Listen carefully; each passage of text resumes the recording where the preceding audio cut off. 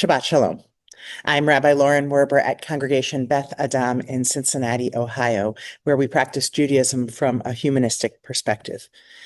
We hope that you find our Shabbat service meaningful as we share our own original liturgy and our approach to Judaism and Jewish tradition.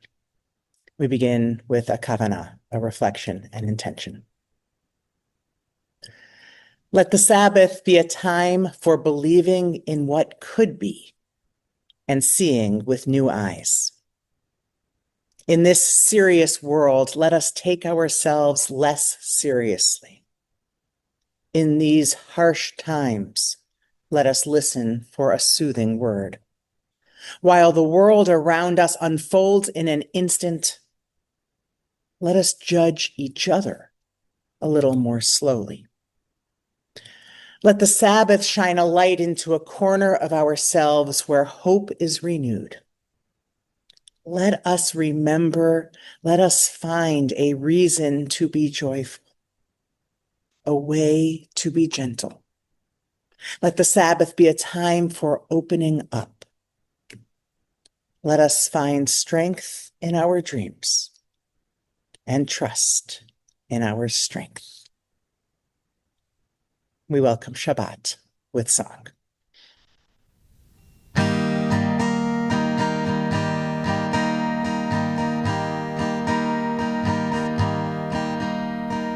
Maya Hayom, Shabbat Shalom.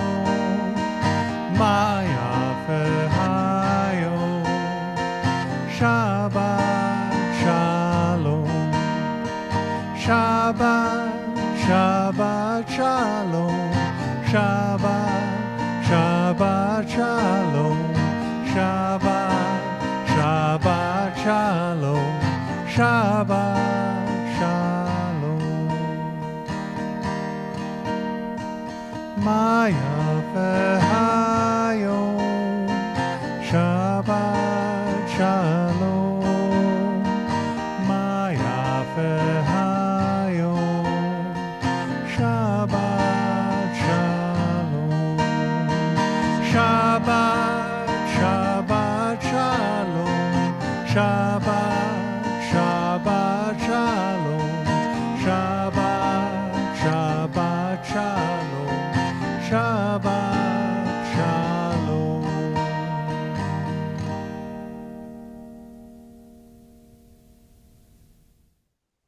As we prepare to light our Shabbat candles, we offer a blessing for light.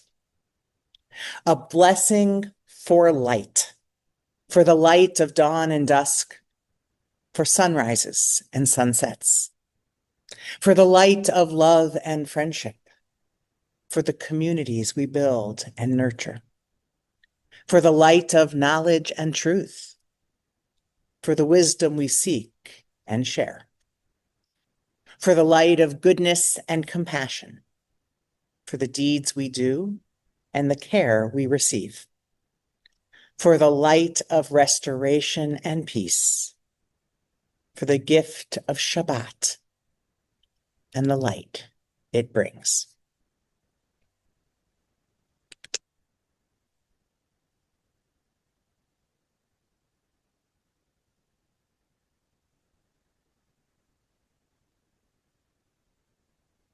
Baruch ha'or ba'olam, blessed is the light within the world.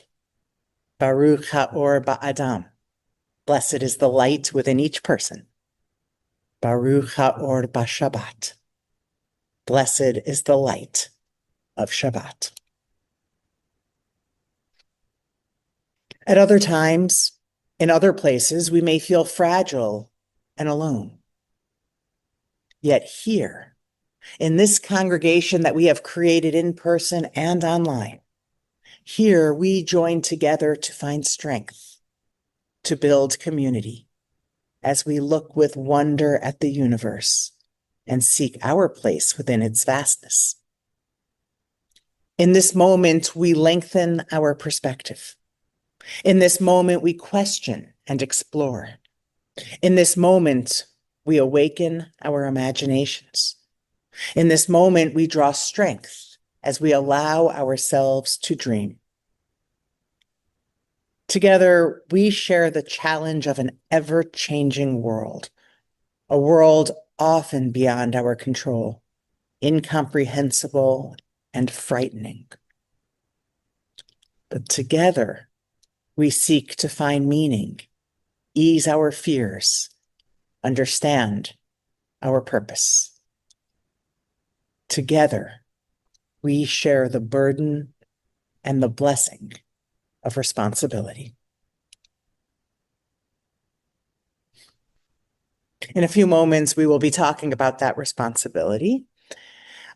We'll be talking with a dear friend of mine about interfaith partnership and social justice work, about our shared humanity, about the need to love more boldly and to feel our kinship more deeply.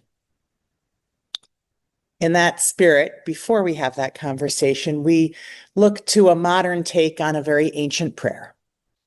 It is a plea for safety for us and for all people, for greater love in the world. This song is an adaptation of Let There Be Love, Hashkivenu, with music by Noah Aronson. The Hebrew that you will hear means the following: let us lie down at ease. Let us lie down in peace. Let us all rise up for goodness and spread over us all a shelter of peace. Let there be love.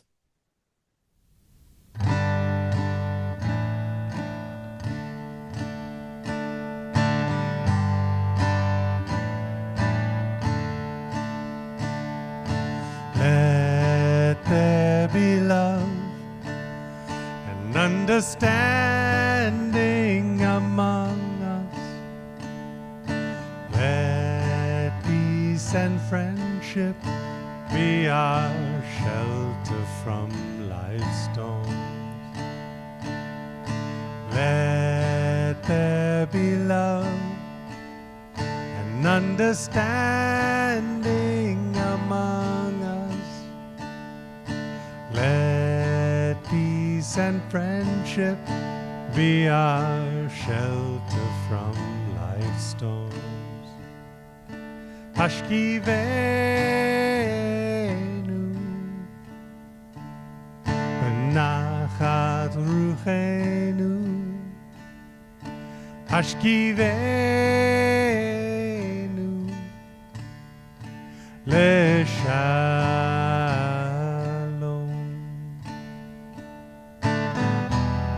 v'ha'amidenu kulanu letova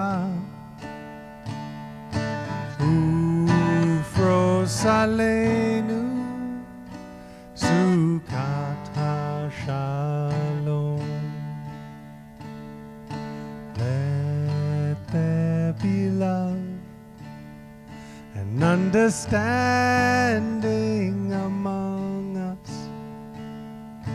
Let peace and friendship be our shelter from life's storms.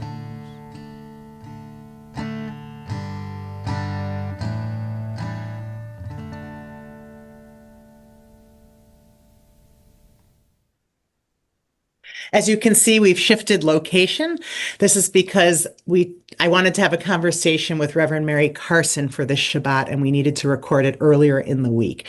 Reverend Carson, many of you have had the chance to meet or to hear at other times. She's an Episcopal priest and the rector at St. James Church in Westwood, and also a dear friend of mine. We wanted to talk together because of some experiences we've had recently, and we wanted to share a little of what's behind our relationship and why we do the things we do together. Accurate enough? Does that work? Good. Great. Yep. So last Sunday, I think we're going to go with Mary and Lauren because it's so hard for us any other way. So last Sunday, Mary and I attended a Thank vigil you. together, right? For the release of Imam Aymar Soliman, who's a children's hospital chaplain who was detained by ICE. There's a whole story of the decision about whether to take an activist role in this and what motivated that, but that's a story, a separate subject for a different time. We each attended as individuals. We didn't attend as representatives of our church or synagogue, and yet I think we were both guided by very much by the values that guide us in our church and synagogue life. So that'll be a conversation for another time. The important piece for this evening is that we attended together and that I think we did so out of a very much shared vision for a better world. So on a similar vein to that, since we met, and I don't know, I'm thinking like 10 years ago, something around It's 11 years ago. wow, 11 years ago. I was close. Yeah. I think we've also really come together in what to me is a special way in terms of a shared vision of a better life for Israelis and Palestinians without ever feeling we have to agree on the details. And I think the experience, I'm making you wait while I talk a bit, but then we're going to get to Mary, I promise. I think our experiences with Israel and the angle from which we view it are very, very different. So most of my experiences with Jewish Israelis, I've spent a lot of time in Jerusalem and then touring the country, but spending time in Jerusalem. And Mary's experience, I think, is largely, though not completely, more so with Palestinian Christians, spending a lot more time in the West Bank and having connections, deep connections to Christian institutions in the West Bank and Gaza. So we have very different realities about this same little tiny region. And I think what has made us able to speak over these 11 years, and Israel came up early in that process, is that we started with these non-negotiables, this common ground. And I'm going to lay out what I think it is. And if I missed anything, you can let me know. I think our non-negotiables are a respect for the humanity of the other, empathy for the suffering of all people without regard to sides. All right, the suffering is the suffering. Acknowledgement of multiple truths. We can both be right, and not only right, but all these things can be true at the same time. Willingness to share concerns if one of us inadvertently offends. Willingness to educate, to ask questions, openness to new ideas and to nuance, and enough humility to admit when we made a mistake. I think that's kind of Wow. non-negotiable. That's an excellent summary. All right. Phew.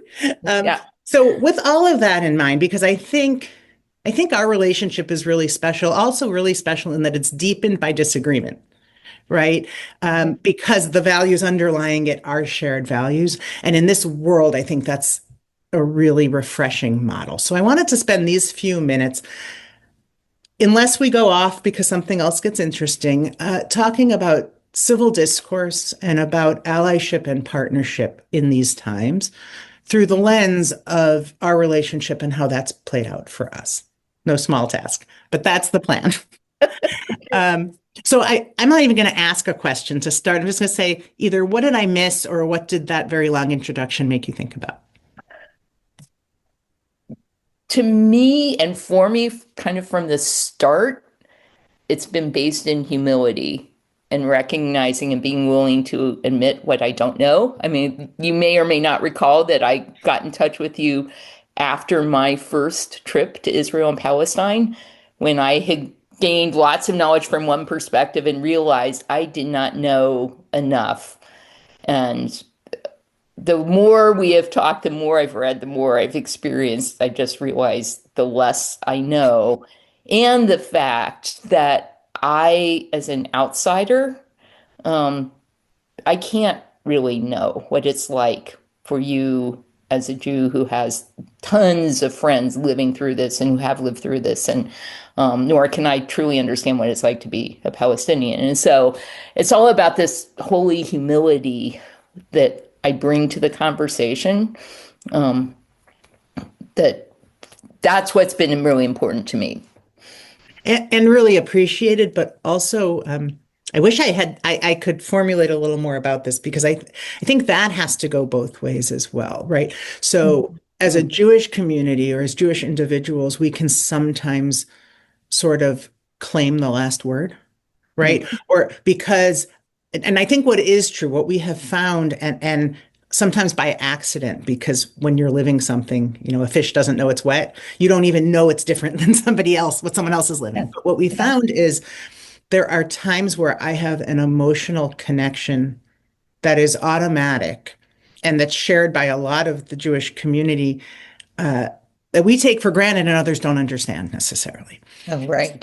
So we sometimes take that emotional connection as authority and Mm, sometimes even as moral authority, right? Because we feel a way. And I think if we flip the humility piece, what I've been forced to do is say Mary's perspective is equally relevant. And I know you say what you don't know. You know a tremendous amount for somebody coming into this and trying to learn about it. And being able to put aside, recognize, and put aside certain emotional pieces that stand in the way of understanding. So yeah. I think, humility is important, but it has to go both ways. Well, right. Yeah. And I remember an early conversation. We went out to eat or went out to coffee very early on when you came back. And Yeah. I don't remember what you posted. And I think if I looked at it now, I would have no issue whatsoever. But something in it made me uncomfortable. I don't remember what. And I was able to say to you, it's not hateful. Something was uncomfortable. Can we talk about it? Right. Um, It and was that was the the beginning. midst of, I was just thinking about this because I'm getting together with the people I went with in 2014. It was at the very beginning of one of the Gaza wars, and I think I was posting about that, not really understanding. I know I didn't really understand enough at that point. Well, if we wait to understand everything, we never do anything. Well, yeah. So, but we've had a lot of conversations about language. Yeah. And that goes both ways, right? So I have to sit with language that I don't necessarily like, but is truthful, Yeah. right? Or realistic of Me too. experience. Mhm. Um, and you've been very sensitive about trying to monitor language so that it is not inadvertently either hateful or instigating, potentially causing animosity. So we've both kind of tinkered with language as a result of this kind of, I guess, humble listening if we at our best. Not always, but at our best. Right, right. Exactly. Right. None of us are perfect. Um, what I said what we're talking about, and I'm asking you a different question. Is there something in particular that has drawn you specifically to I'm going to say it's both uh, advocacy for the tell me if I'm right, for the Yeah. Palestinian cause, for the Jewish people and peaceful Israel, True. and connection, commitment to the partnerships that help make that happen with all the issues in the world. Is there something that draws you there? Um, I mean, it really has been my experience of being there on the ground and getting to meet people that it's that personal connection and realizing that I have limited ability to do anything halfway around the world.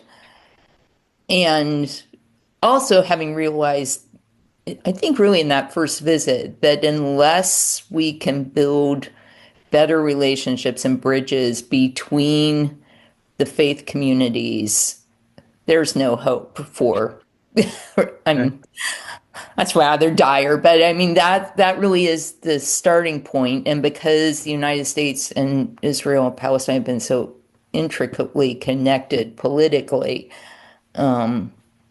it's really just I have to understand. And I also it's the faith angle of it is like we have a common story. Our roots are the same. And if I can't talk with you, how in the world I'm going to talk with others of no faith or of radically different kinds of faith? Sometimes it's harder because we are kind of in the same family, but it's it's something, and well, and it also goes back to my undergraduate religion, in which I degree, in which I also was focusing on Jewish and Christian liturgy. So it is kind of a long-standing interest.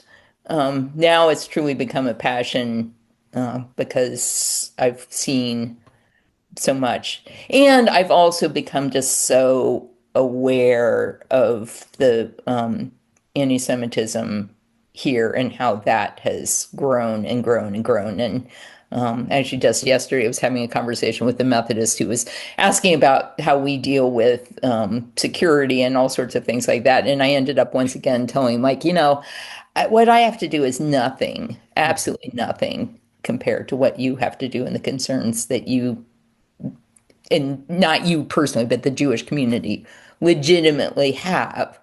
And that helps me to put a lot of things into perspective. So, And that's a relationship piece, right? Because Mhm. without personal relationships, those are, again, we were at a different protest together, and my middle child was sharing some of their apprehensions about it because of college experiences, right? And if you don't have those experiences, you don't it's not that you cannot have empathy, but you don't have enough relationship to understand the complexities of what's feeding reactions, Yeah. right? And at that particular protest, because I'm going to say this because I think this is what partnership and allyship looks like, and it's on a very simple level. Um, Mary and I, when I say we don't completely agree on Israel Palestine, I think we're here and here, right? We're not Yeah. here and here. Right. Right. Um, and it's more in where and how we speak, not what we believe. The what we believe is very, very similar, but we're speaking to different communities. So the central angle is sometimes a little bit different. But I don't want to suggest we're far, far apart, but we're not one. Yeah. We were at a different protest together, and when I hate that the term is pro-Palestinian because I believe I'm pro-Palestinian. So I would say somebody who's anti-Israel came up to speak, and we didn't leave. Mary, you just put your hand on my shoulder, right? Mhm. And eventually we left because of my child being uncomfortable, but we stayed for some time. And that was enough signal to say, and you stood next to me with a kippah, right? That's enough signal to say we're partners and there are things we can do to work together. It's a very powerful signal. I thank you for that Mhm. privately. Mhm. I think it's important for the Jewish community to look at how are we doing that for other uh, vulnerable communities, whether it's the Muslim community, the LGBTQ community, the immigrant community, whatever it is. What's the arm around someone's shoulder that we can provide? And it's a powerful tool that we sometimes overlook in partnership is just relationship. Um, which I'm grateful for. Is there, I have two different things I want to ask you. One is the challenges of doing this kind of work. I'm going to tell you both so you can pick. One is the challenge. Okay. Um, and the other is any advice, because you are better connected than I am actually in these Oh. circles in Cincinnati. Any advice for me, but for our community as well. And this, I know some of you are watching who don't live in Cincinnati. This would apply as well outside Mhm. Cincinnati, but advice for how to either get involved or get involved in a way that is meaningful and builds the Mm. trust that I hope we're building. Oh. So the challenge is very personal in that I find myself having to think so much about issues and language in ways that I haven't in the past. Um, I I affectionately refer to the Rabbi Lauren test as I'm preaching uh, when I get to some of the New Testament texts that are in just outright anti-Semitic and or other ways in which people Christians can talk about things that are supersessionist and demeaning and whatever. And so that's the test in my mind. Can I say this in front of Rabbi Lauren? And if I can't say it from the pulpit. Um, Incredible. that's it. But that to me is a really good. That's growth. That's learning. That's what we all should be doing. Um, but it's a good challenge. It's funny that you mentioned the Rabbi Lauren test because I have the could you say it about the Jews test is my test. And it's Oh. sort of the same. So if I want to say Mm. um, the if I want to use a certain term or I want to say the Spanish speaking community does X, Could I say the equivalent, the Jews do X? Could I Mm. say, could I refer to something, or would that now be stereotyping or insulting? And if it would insult me in a tweaked manner, it would insult somebody else, and we have to watch our language. So that's my language test. It's not quite the same, but it goes in the same direction. Yeah. Yeah.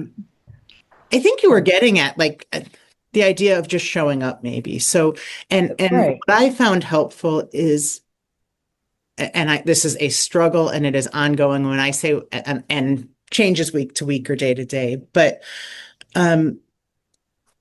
evaluating and being more modest about our goals. So, for instance, the vigil we went to on Sunday, if my goal truly is releasing the imam, Mm-hmm. not sure that my presence matters. But if my goal is sending love and support to him and his family and his friends and his community, and being one of many standing saying, we care about people, then showing up matters, right? So changing the goal a little bit, and saying, building relationships, meeting the people I met through you, Oh, yeah. right? Having a presence, making a statement, that in itself matters. There's gosh, I don't know what it comes from. There's a Jewish story, and I don't remember who either, but he's standing at the gates of the city protesting terrible evil, and is asked why he's bothering, and says, I may not change anyone else, but I don't want myself to change. Mm. Right. And it's a mixed bag, because it's not really good enough. You really do want a better world for others. But on the other hand, having a centered idea of your sense of right, not looking for reciprocity, not looking for benefit, not weighing all that much, just saying, what do I know is right? What do I care about? And what can I do? We can't do it all. So Right. what can I do? It's sometimes enough. I would say, like, one of the other things that I've become particularly aware of is truly the need to be strategic and to make sure, you don't necessarily have to be going out to protests or whatever, but like knowing how best to potentially influence decision makers. I've been tracking lots of the legislation in Congress and being clear about, like, is this going to the Senate now? Is this in the House? Is this a state level issue, or is it a national, like those kinds of things? Because like simply expressing outrage, well, briefly satisfying, like, doesn't change the needle. And I'm not sure that all the calls that I have made to legislators have necessarily done anything, but I know that's the only way that I could potentially influence. And I think it's doing that research to make sure you understand how the systems work. And It's a great point. yeah, and People you trust to tell you, right? yeah, oh yeah, from reliable source. And things like, immigration is so darn complicated, and understanding, and this is where Samantha Searles from Ignite Peace is brilliant, if she has time to do her introduction on immigration, of the difference between a refugee and an immigrant, and what asylum is, and all the things that go along with that. I actually was talking with an attorney Sunday, just to, like, help me understand this whole due process thing, because some other attorney was telling me, like, oh well, people who aren't citizens don't have due process, and I'm like, what? Like, and it's kind of true, but I just think there's so much going on that we have to think carefully about how we engage and what we do to protect our souls. Exactly. And that's the one caveat I was going to mention. Yeah. The political activist piece that you describe is incredibly important, but not for everyone. Right. Not only not important, not everyone's wheelhouse. And yeah, so exactly. figuring out what's the thing I can do. For some people, it is community service over social justice activism. Yeah. For some people, it's the hand on the shoulder, but making a point of doing it, right? Yeah. For some people, it's advocacy work. For some people, it's all of it. but taking care of ourselves in the midst of all of it is Yeah. really important. And I think to go kind of full circle, at least for me, what energizes me, and I wish I did more of this work. I'm trying, to figure that out in this community.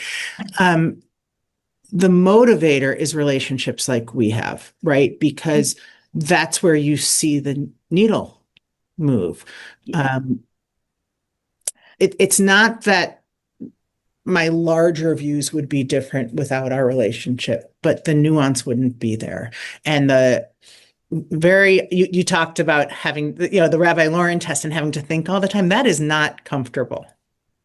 I know because I've done it in reverse, right? Because I say in reverse, am I saying something that I do have a little bit more in certain areas of does this reflect a reality I know from Mary? And this is more with Israel because Judaism our texts aren't referring to Christianity. So Right, exactly. right. Yeah. Yeah. But having to take a broader view, having to take seriously what I'd like to blow off is that can't be real.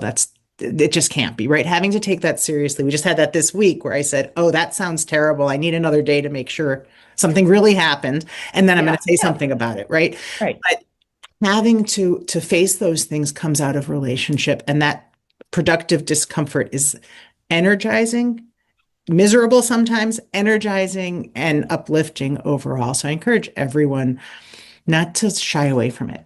I think that's the message I would leave people with. Well, and we've not really talked about this, but your presence and your willingness to lead the Seder at St. James has really shifted the needle. There's one person in particular that I'll tell you someday about this, but that I think it made a huge difference hearing you speaking, particularly in the four questions part where you ended up talking about Israel and all of that. Right. Just a little bit. Yeah, just a little bit. But I mean, that was profound for a number of people who spoke with me afterwards. But oh, that's really touching and exactly proves the point. I was not trying to make a large political statement. If I remember right, it was about exactly what we try to do, saying, have compassion for the complicated feelings and the hurt all around. Right. That was the overriding message, if I remember right. Yeah. And we never know where we'll touch in those ways. You just segued us to our ending so perfectly because I had the privilege of doing a Seder at St. James, also coming out of our relationship because it made Mary say, rather than us trying to do a Seder that's someone else's tradition, let's have somebody lead from their own tradition, right, which is important. So that also came up. And it's also how I first met you 11 years ago. That's true. A different place. Different congregations. And for 11 years, I've wanted you to do that for my congregation. So Mary has opened the door to Jewish thought and feeling in her communities. Both we were in Northeast Ohio together and now here. And my communities have not done a lot with your Christian tradition. So Mary and I were talking, and you actually gave me a gift of the book, How We Learn to Be Brave by Bishop, she pronounces it Buddy, right? Bishop Buddy, Marian Buddy. And I said, I need to read it, but I haven't yet. And then we decided it would be a great book club book for both of us. So that is the plan. Mary, you want to say a little bit more about that? You've read the book. I have read the book. I don't know Bishop Buddy personally, but I know tons of people who know her. She served in Toledo when she was first ordained, and I know some of her story from that, and know that her entire ministry has been a person who's been willing to be brave and courageous, not just in 2020 and then in 2025. And so I wouldn't have immediately thought that it would be great for an interfaith book conversation, but Rabbi Lauren said, oh yeah, we should do this. So I'm excited and am hoping that my folks will actually dig into the book, whether or not they join the discussion, and we'll see where it goes. So Bishop Buddy is the The Episcopal bishop who was leading the service and gave the sermon, was it the weekend of Trump's inauguration when It he was the prayer service that I believe it was the day after the day inauguration after? that's traditionally held at the Washington National Cathedral, and therefore she is sort of a primary person. And she knew she was going to preach for like 7 or 8 months. Right. Um, and if you don't remember it, she received lots of pushback because of her asking directly the president to be merciful. Correct. And death threats and it was right. Oh, yeah. So clearly a brave person. Her book is written from a Christian perspective, reasonably, and I trust Mary. I'm going to be reading it for the book club, but I will be trying to parallel some Jewish tradition to those places. And the book is as I understand it, quite universal Yeah, with its, although it has some Christian I language. think So so. we will be letting you know probably early September, a time we'll meet together both in person and online to discuss it. In that goal of creating relationship and honest dialogue. And I think because we've gone a little long, that's a great place to stop. Yeah. Mary is postponing her vacation for this Zoom. So we're going to let her get on to vacation with so much gratitude. And I look forward to reciprocating with your church in any way I can. Thanks for being a friend and an ally. Oh, you are so welcome. With gratitude to Reverend Mary Carson for being a light in the world, being a person who brings a sense of oneness, of togetherness, of partnership into our lives. Our reflection before our memorial also reminds us that we all come from one source, that we are all united, that we are all one. Everything, everywhere, comes from one source. Our lives, all life springs from that cause. Each thing, everything is made of the same matter. Our lives, all life, is inseparable and of that ground.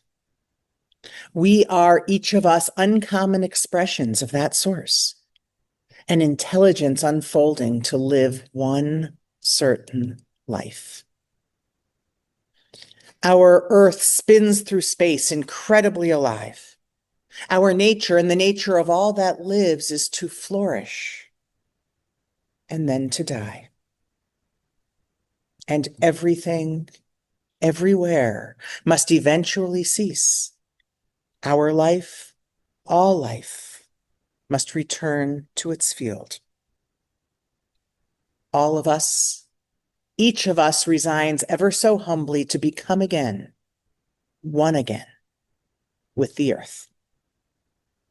We are, everyone, a source and a benediction of life.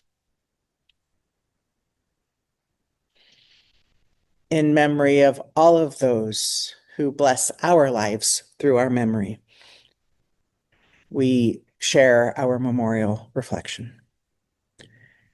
Ein bidei hamavet hakoach la'korma shetamun balev. Death cannot take that which is locked in our hearts. With our tears, in our sorrow, we remember. With our courage and our strength, we do not forget.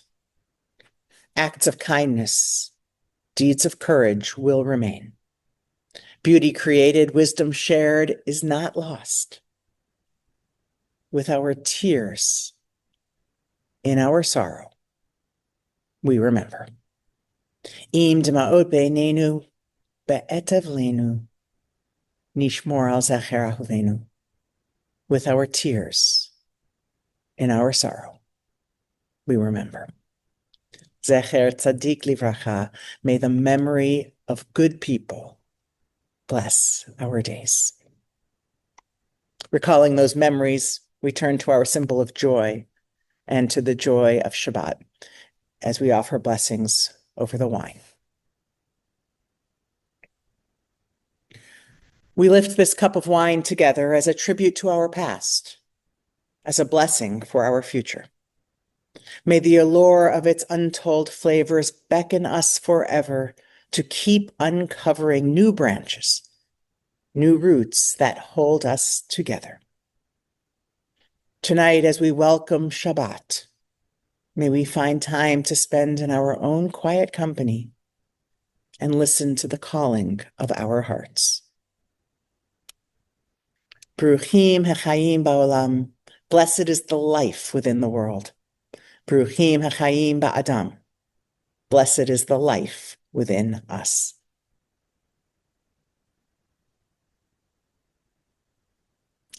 L'chaim, to life. Our closing song this Shabbat is Gesher Tzar Ma'od. Kol ha'olam kulo Gesher Tzar Ma'od. All life is a very narrow bridge.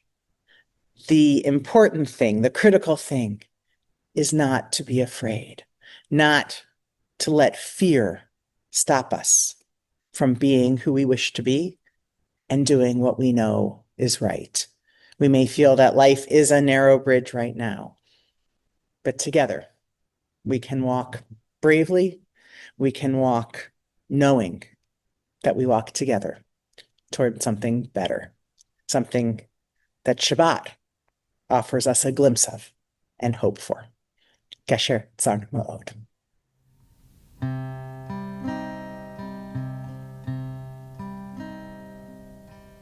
Kol ha'olam kulo Gesher Tzar Ma'od Gesher Tzar Ma'od Gesher Tzar Ma'od Kol ha'olam kulo Gesher Tzar Ma'od Gesher Tzar Ma'od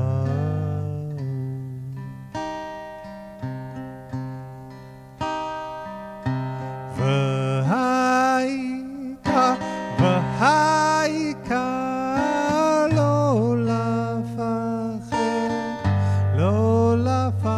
klal v'ha'ika lo lafachet klal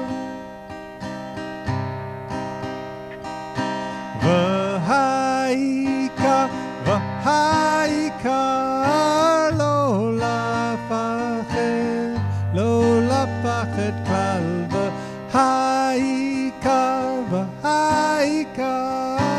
lo lafachet klal